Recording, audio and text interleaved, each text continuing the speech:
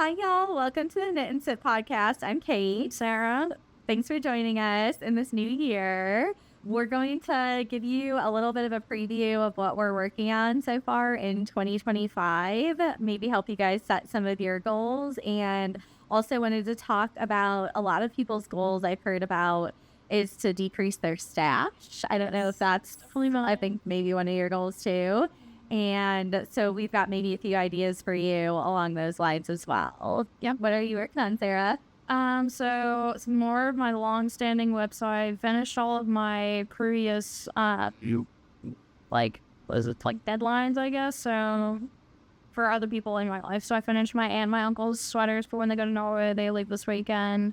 And one of my friends from college commissioned me to make her some gloves. So I finished those. So now I'm just working on what I want to work on, and then I have one test knit that I'm working on that I got a lot of progress on yesterday, actually. Nice. So I'll talk about that first. I'm testing the Kintra sweater fingering weight by the Crave Rebecca Clow. I'm using a bunch of stash, which is nice. Yeah, that's good. Bunch of single skeins. I'll put a picture video, but it's been pretty good. It's a 1x1 color work yoke, and then the rest of it's just one color.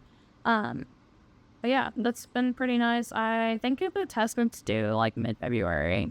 And I put it aside for a while because I was working on Christmas stuff. But yeah. Do you say that a test knit might be a good way to use stash yarn, or do you find sometimes that if they're, ever so slightly off, it might be hard to do with the design? What do you think about I think that? It depends on what the test knit is and if you make gauge. So if I have a bunch of DK weight sweater quantities that I do have plans for, but if I were to get accepted for a test knit with the same weight, I'd probably try it that way. I'd probably try what I have in stash first before going out and buying yarn. I do know people will get yarn brands to sponsor test knits, and then you get the yarn sent to you. But I mean, the couple test knits I've done, I've either gone out or I've used stash. It's been either or. It depends on the pattern, I guess. I think the tricky bit about that could be if they were ever so slightly off gauge, and then that could that happened to me. So even though I did buy the yarn for it, I still was off gauge. But yeah, that was before I realized I was really listening to her. So, yeah. So yes, maybe be a little cautious with your stash. If you're doing a test knit, make sure you're going to hit gauge and that the brands you're using aren't too far different. Yeah. So, the other thing I was going to ask, Sarah, is there are maybe people in the new year who maybe your goal is to get more commission knits. So tell me about how you find, people to commission you for knits, and then do you have a process for how much you charge? So my two sweaters from my aunt and uncle, they just know that I knit, and they had seen what I'd done for my family, and my cousin I think had showed my aunt some of my stuff on my Instagram. So Nice. and Norway, it's color work heaven up there. So I think they were just And they're going. Yeah, that's where they're buying. And I think they just wanted something to look pretty Norwegian before they went there. So the yarn patterns I used were Sandnesgarn colorwork sweaters. So that worked out that way. And then my friend from college, she follows my knitting Instagram. So I think that's how, because I didn't really knit. I knitted the last semester I was in college, but before that I didn't. So maybe just showing off your work when you're out in front of people and helping them see the worth in it, I guess, if they're going to pay you to do it. And then usually when I am charging people, they pay for materials, not needles, but yarn. And then I've looked this up a couple times, but there's the sample knitting rates, and it's usually between 10 to 15 cents per meter. Mm-hmm.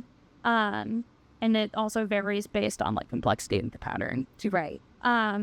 So I'll finish the sweater and then I'll weigh it and then I'll divide that way. So yeah, that seems like a pretty easy way to do it.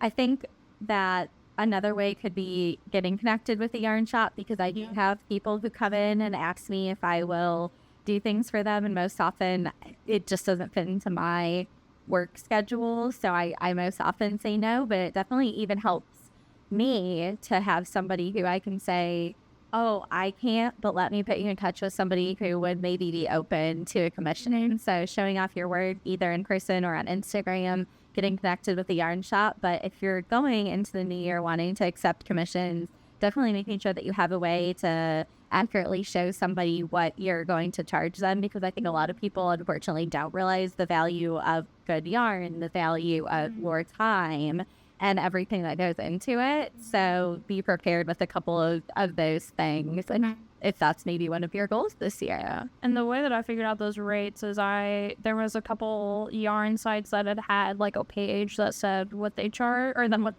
they pay for it, For sample sample knits, and then they also usually provide the yarn. And then also on Reddit I found a thread for those rates. So yeah. And then the other thing is maybe your goal is to test knit this year. Yeah. So you talked a little bit about test knit. So I haven't been doing much of that lately, but I really enjoyed doing that for a while. And I found a lot of test knits on Yarn Pond. I noticed testing calls out on Instagram. So yarnpond.com is a place you could go. On Instagram is a place. And then additionally, and we'll get there in a bit, I want Sarah to talk all about all of her awesome WIPs, but at some point we're going to get to that. I have a few test knits coming up. So yeah, all the test knits I've done, I've found on Instagram. And I was just applying to them. And then one day I just got one, and I've gotten a couple since then. But that's awesome. Yeah, I think it like does take a little bit to get into the groove, because they'll usually ask you if you've done it before, and if you say no, it's like kind of like that. But a lot of designers do accept like new test knitters because they want people to have the experience, right? At some point. So like, why not then be the first? And then they have experienced ones, so it evens out.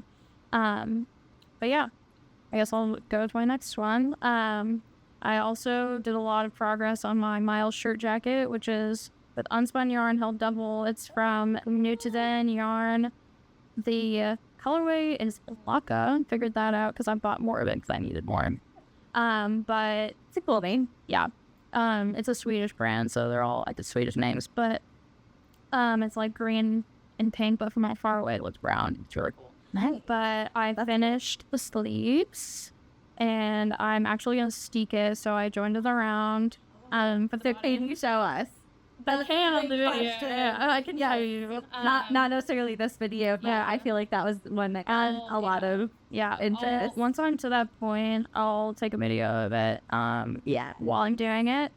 But I think it'll be really easy with unspun because it's just like it'll stay. Yeah, it's so not plied or spun, I guess. But yeah. So I still have to do most of the body. Actually, I think I'm done with most of the body. I just need to split because the back and the front are scooped like a dress shirt.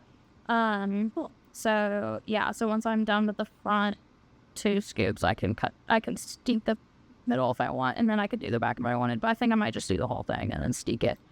But yeah, I just need to do the rest of the body and the button band and the collar, and then I'll be good. But yeah, that's gonna be super nice. It's very like light, and it's a big, chunky, like jacket, right? I see you selling together. Yeah. It's on 6mm needles. I think it's a 15 stitch gauge. I can't remember, but yeah, it's been pretty good. Did that a lot while I was at home in snow last week. Right. We're a little behind because we got snowed in. Yeah, but yeah, that one's been pretty swimmingly going along. Let me think of what else I have. I cast on the Billy pullover by Sarah Nordland before I left for Christmas break. I might frog it because I'm not really feeling the raglan cable right now. Gotcha. Right. Yeah. That sounds like an undertaking. Yeah, and it's in Issayer yarn, so it's like really expensive, and I think I don't know what I want to do with it yet, so I might just frog it and then figure out what I want to do with it later. Nice. But before Friday, before we went to Wad Chill, I cast on the 6 season sweater, which is what I was working on then. I've seen the stick season. I love your twist on it. Yeah, so I'm gonna do the texture all over. it's normally just in the yoke and not even on the sleeves at all. So, but it's drop shoulder. Are you doing it on the sleeves too? Mm-hmm. Nice. It all food. Yeah. See, I think I'd be in, and the texture is all over. So I can't wait to see how that turns out. Yeah, I wonder how it's going to change the measurement. I know. I think it'll be fine. The side and the actual pattern, because it has a little rib feature.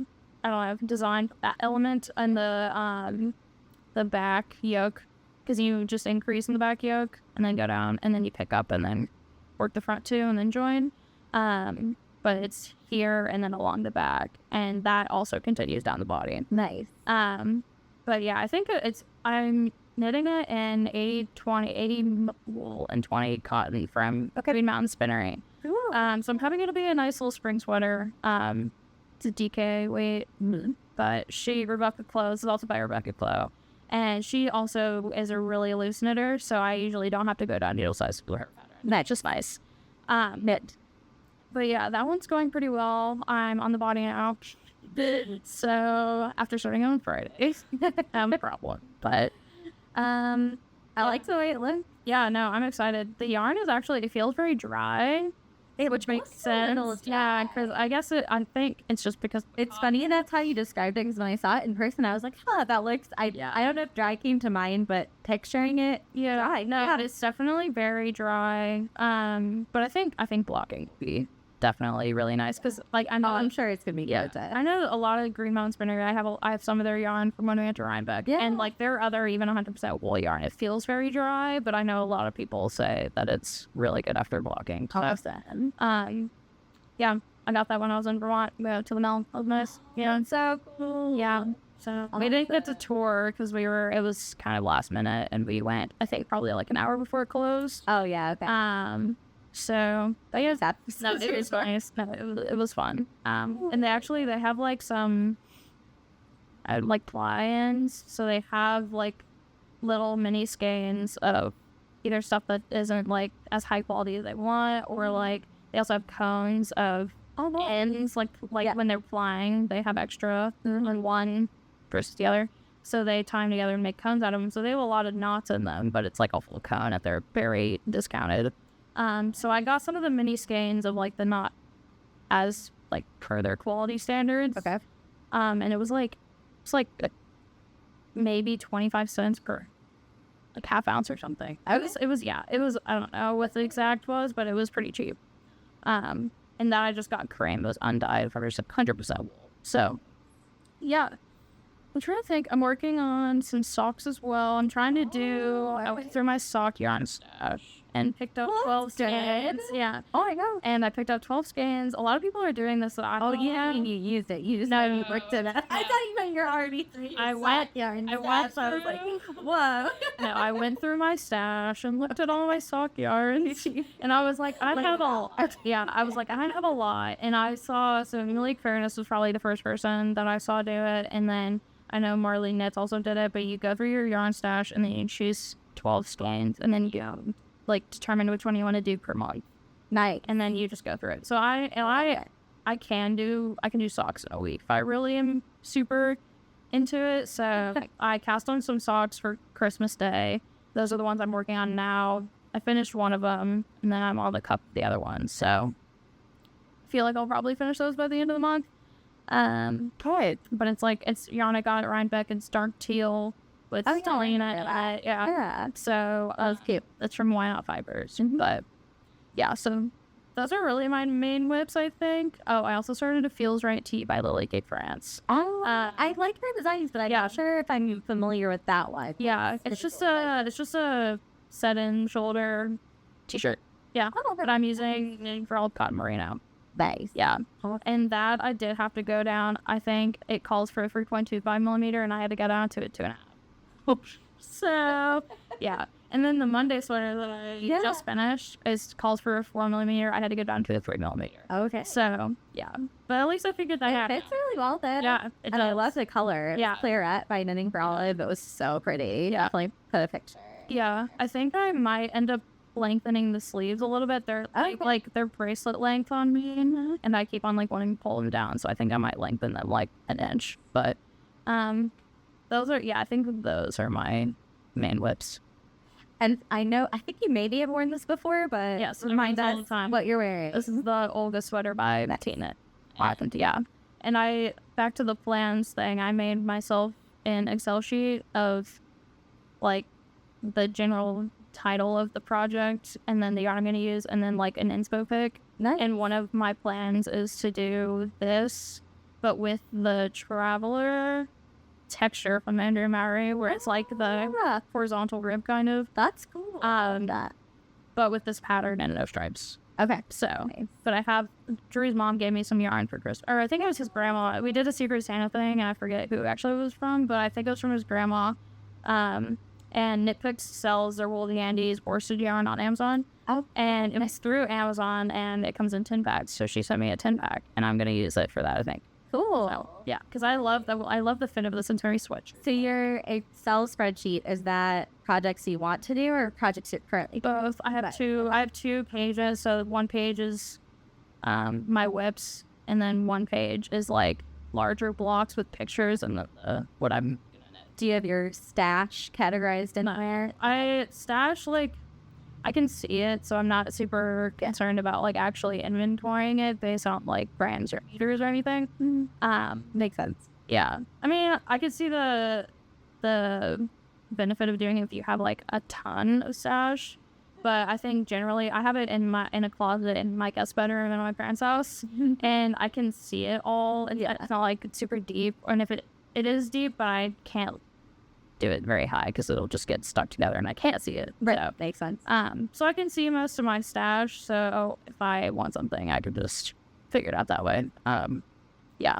So yeah, I don't have actually any stash yarn. I guess why would I own a yarn shop? I think the only thing I have is, yarn scraps from projects that were left over. So I mean, of course I have that. Everyone has that. and I do use a lot of that for samples for the store whenever I can, but I don't have like a true stash at home. But if anyone has a stash and you have a great way of inventorying your stash, let us know in the comments, because I'm sure that's something people are definitely interested in, finding out a good system for. Right. Yeah, I tried doing it on Ravelry, but then I've never been good at like making projects on Ravelry and then like attaching it to my stash. So like having the stash in Ravelry is really beneficial unless you attach it to projects, because then it'll take it out of your stash on Ravelry. Yeah. So I don't know.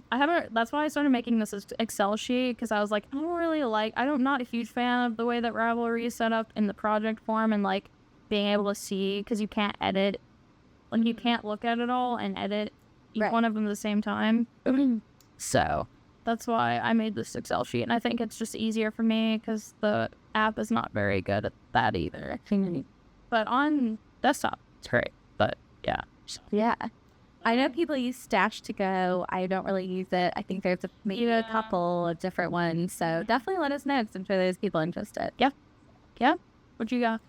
All right. So WIP-wise. So if you're looking for, I've got a couple goals too, that if you guys are looking for certain things in the new year, you might find it addressed here. So we do knit-alongs at the store, and I'd love to have people do it virtually. We've actually never done that before, but it's definitely something that I'm interested in doing. So if you're interested in joining any of our knit-alongs, please let me know, because I definitely would like to get a virtual platform together for that. I think you'd think our group that meets every Friday is pretty funny. Yeah. We're pretty good stone cold bunch of weirdos. And so if you ever want to virtually join that, definitely let me know and we'll get something going. So our first knit along of the year is the Robin sweater by Suzanne Mueller or Paul Strict. It depends on, I don't even really know what's like the right, it's both. So she has got a V-neck version, which is the version I am doing. This is currently where I'm at.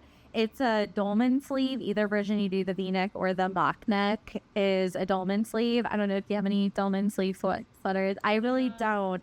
I used to, but it ended up with some holes in it, probably courtesy of cats, which I know you also have. Yeah. So yeah, it was a store-bought sweater. So this is gonna replace that which is already gone. I threw it away a while ago. So it's got some raglan increases here down the sleeve, and then this is gonna be Yeah. kind of hard to see right now, but it is in LBA, and the color, I believe, is Fluoro Morganite. So it's up there on the wall. I don't know that you can see it, but it's all the way up at the top. So, but it's LBA, and it's Felix held with the Cumo. So that is what this is. And then I did also start the mock neck version, which is under something right now. I'm not very far, into it, but this is the mock neck version, and it is in LBA, Steel Dorage. I probably said that wrong. And then Mono Stel Uruguay called Meadow. So these two together, they look really good together. So I love putting fun combinations of mohair and something else together, and I'm really thrilled with how these two look together. So I'm definitely looking forward to making some progress on that. And I mentioned this before, but one of my 2025 goals is to get rid of some of my fast fashion sweaters and replace them with some slow fashion sweaters. So one of the reasons that I started the mock neck version is because it is going to replace this probably decade-old Theory sweater that I got from the Theory outlet. I mean, really, truly, probably a decade ago. The outlet's up in Chicago by O'Hare, which I love. So I will say something. So I'm starting this pattern out with the Robin, the mock neck, only because I'm helping people through the knit along. And honestly, it probably is a fine start to this sweater anyway. I don't need the whole turtleneck. It can be a mock neck. But I will break away after the short rows from the Robin sweater and start just making this more of what this actually is. And one of the things I will say that I do like about this is I like the fact that the front is ribbed and the back is stockinette. Yeah. So, I mean, I do think that there's some interesting, components of this pattern, but I also know that, being that it's a decade old, I'm definitely ready to replace it with something that I've made. So I'll be taking some of the elements, and you can follow along. I'll be talking about it, I'm sure, more on the podcast coming up, and you can see my progress. I'm not usually somebody who writes a lot of stuff down. I do a lot of stuff on my phone, but in order for this project, I am going to use the Vogue Knitting Project Journal for my 5 sweaters that I'm recreating, just because there's a lot of factors to consider. So a couple of the things that I've already done is I've measured the gauge for the sweater to figure out, obviously looking at it, you can tell fingering weight's going to be the answer to that question, but it was more just, gauging kind of like what needles am I going to use. I know the Robin starts out on a 3mm maybe needle, and then it goes up to I think a US 6, and I definitely won't be doing that. That gauge is a lot smaller than that, so I will be thinking about a different size needle and things like that. But I wanted to keep good track and good notes, even though I'm usually just someone who does that all on my phone on like Knit Companion or in the Notes app or something. But I thought for these 5 sweaters, considering that there's lots of things to think about and probably lots of different patterns I'm going to be pulling from, I wanted another way to keep track of my progress too. So I did start a Ravelry bundle, so we'll link that in the notes. And the Ravelry bundle is going to show you all of the patterns that I'm going to start with as far as the base pattern for the 5 sweaters I'm going to recreate, and I'll post some pictures. We'll post some pictures on the podcast of the 5 sweaters I've chosen, and possibly some yarn that I'm going to use to recreate those sweaters. And then, like I said, the Ravelry bundle will show the base patterns that I'm going to start to use. I do want to point out, so one good thing about doing a knit along is that you've got a lot of people doing something at the same time, and you have lots of people to ask questions to. And we have found quite a few, in particular with the mock neck version of the pattern, which also has a crew neck option. We found a lot of things that are worth questioning, I guess, about the pattern. I think the V-neck has been a little bit more straightforward so far, but the mock neck, if you're considering doing that, a couple of highlights of things that you need to look at in where she defines her increases. So she's actually reversed the increases on the wrong side. So when you're doing the short rows, the make one left and right are reversed on the wrong side, but it also doesn't say. So if you look at the video linked in the pattern, it will show that you're meant to either knit or purl through the back loop on whatever respective increase that is. But the written directions do not say that. So we don't know if it's been lost in translation. It would have been translated, I think, maybe from German. And so the written directions, if that's what you're following, it does not say through the back loop, but the video shows that. And anyone who has been knitting long enough is going to know that that increase definitely calls for to do something through the back loop. Right. And obviously it wasn't meant to, because that's what the video shows, but the written directions do not say that. And also we had a couple people kind of just like plow through and not realize that they were reversed for the mock neck version. Strangely, they're not reversed on the wrong side of the V-neck version. I don't know. I mean, maybe one's flat, one's in the round. I don't know. But they're not reversed on the other one. So that's, just a couple of things to consider. And then the other thing to note about the mock neck version, so I had someone come in today and want to do the knit along, but they've never done a sweater before. And I was like, I don't know if this is really, we can get you there, but I'm not sure this is the project. So in the mock neck version, you end up your 2mm needles that you do the ribbing in. So I've got maybe 15 rows of ribbing to go before I start short rows on this. And when you start the short rows, you're doing short rows and going from the 2mm to the US6.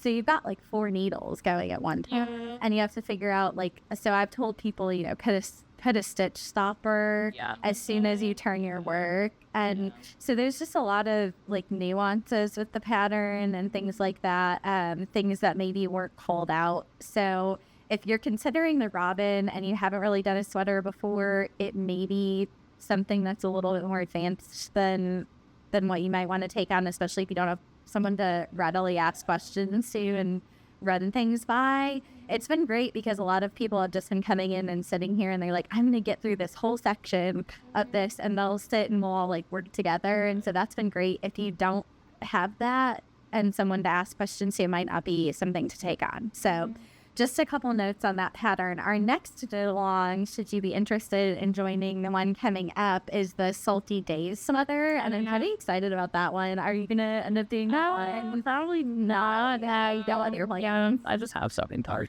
It's okay, but yeah, totally reasonable. And I'm on a no-buy. Yeah, no, that's good. You're good. I'm on a Drew imposed no-buy. Not really, but he was giving me a challenge. He was like, what if you don't buy yarn until we go to Europe? And I was like, okay, sure. I mean, I need to save money anyway. Yeah, but yeah, so.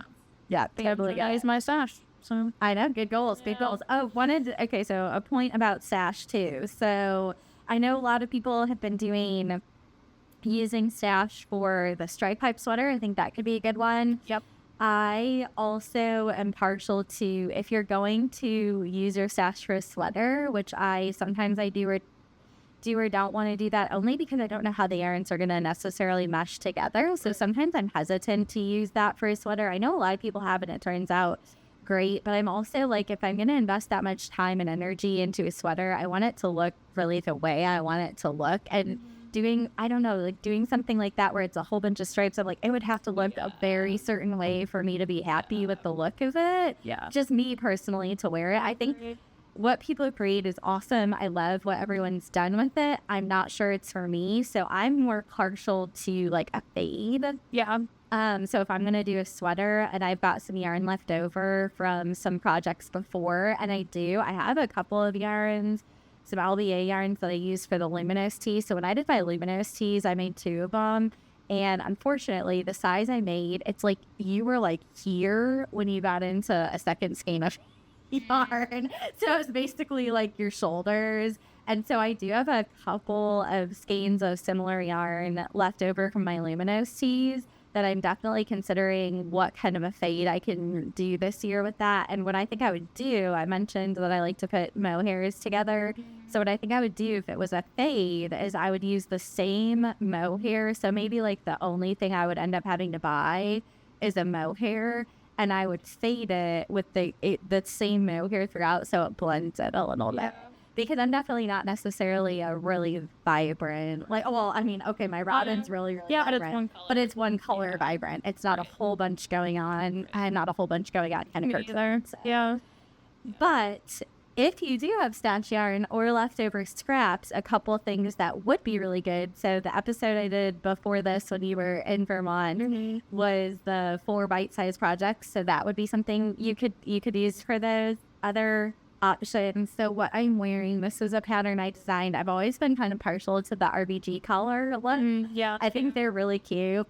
And so I designed this, and this is one of the, I was mentioning test knits. So please comment if you want me to contact you about test knits. I do have a couple coming up. So I try to design beginner patterns because I teach a lot of beginner classes. I do 2 a month. We do 1 project, but there's 2 classes a month in case people can only make it then and want to come back to ask like questions. So we do the same project for a month. But this year, I'm trying to design a lot of those, whereas in the past, we've done patterns that maybe I've knit, but I'm now trying to design a lot of those patterns and have a couple test knits coming up. So this is one of them, and it may not look like it would be a super beginner project to you, but it's really just stockinette, and then it's folded over and sewn under.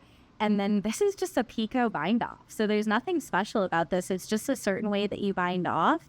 And, there's videos that you can, find out about. I have the Vogue Knitting Stitch Dictionary, and they have this bind off in there, and it was one thing that made me think of it.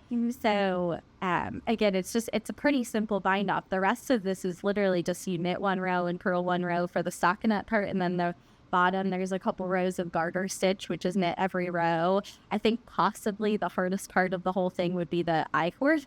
So this is like a 60 inch I-cord so that you can do a bow. And so if you've never done an I-cord, that might be something that I think that's the trickiest part of the entire thing is the I-cord. So one thing I do like to do with my beginner projects is that I like to build in skills that if someone wants to make a sweater, that they're building skills with their beginner projects, that they feel like, oh, I might, I've seen that before, I've done that before. I feel a little bit more comfortable sewing down a collar because there's quite a few like yours.